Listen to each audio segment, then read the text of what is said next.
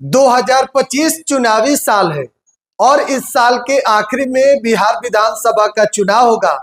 लेकिन आज हम बात करेंगे एनडीए में सीट शेयरिंग को लेकर।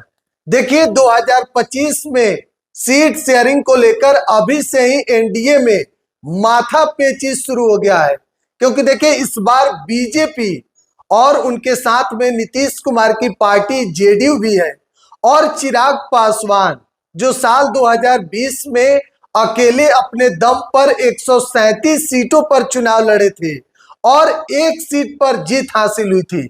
लेकिन इस बार चिराग पासवान के एनडीए में आ जाने से अब कहीं ना कहीं जीतन राम मांझी और उपेंद्र कुशवाहा के लिए टेंशन वाली बात है, क्योंकि देखिए चिराग पासवान अगर 2024 के लोकसभा चुनाव की बात की जाए तो 5 सीटों पर चुनाव उनकी पार्टी लड़ी थी और एलजेपीआर 5 के 5 सीटों पर चुनाव जीती।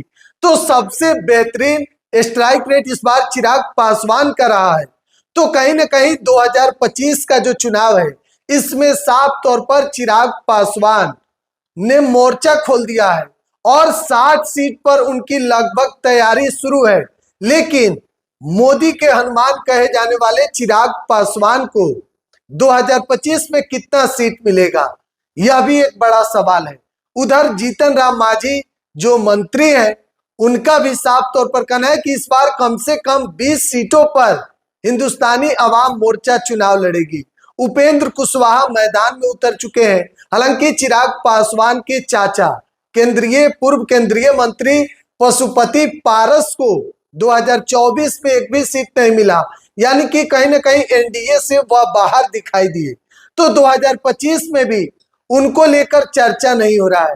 तो देखिए चिराग पासवान 60 सीट पर तैयारी तो कर रहे हैं, लेकिन 40 सीट पर चिराग पासवान को इस बार समझौता करना होगा। देखिए 2020 में बीजेपी 112 सीटों पर चुनाव लड़ी थी और जेडीयू यानी कि नीतीश कुमार 115 सीट पर। तो इस बार जो है 243 सीटों में नीतीश कुमार कहीं ना कहीं फिर से बीजेपी से ज्यादा सीटों पर चुनाव लड़ेंगे और कहा जा रहा है कि अगर बीजेपी 100 सीट पर चुनाव लड़ेगी तो फिर जेडीयू 110 सीट पर चुनाव लड़ेगी। चिराग पासवान है। तो देखिए कहीं ना कहीं सीट शेयरिंग को लेकर जो है वह क्लियर नहीं हो रहा है कि आखिर एनडीए में किस तरीके से सीट बंटवारा होगा। जीतन राम मांझी भी अड़ गए हैं कि भाई 20 सीट से कम पर तो हम मानने वाले नहीं हैं।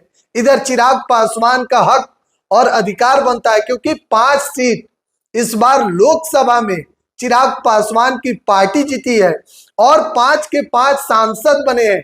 तो चिराग पासवान इस लहजे से देख रहे हैं कि भाई 30 सीट तो हमारा हक और अधिकार है।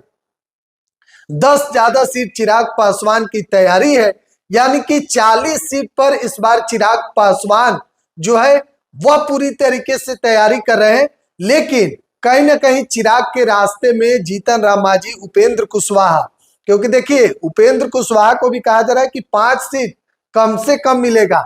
इधर जीतन राम मांझी जो पिछली बार 11 सीटों पर चुनाव लड़े थे, तो इस बार जीतन राम मांझी का सीट बढ़ सकता है, कम से कम 15 सीट उनको भी मिलेगा।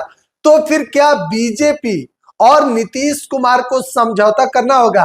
क्या बीजेपी इस बार 100 से कम सीटों पर चुनाव लड़ेगी और नीतीश कुमार भी क्या 100 सीट से कम पर चुनाव लड़ेंगे? कई सवाल बिहार के सियासत में है, क्योंकि 2025 के चुनाव में ज्यादा वक्त नहीं है, लगभग अब 5 महीने चुनाव में रह गए। तो सीट बंटवारा पर चर्चा होगा। लगातार अपडेट देना बिहार एक्सप्रेस के डिजिटल प्लेटफॉर्म पर बन रहे। बहुत बहुत धन्यवाद।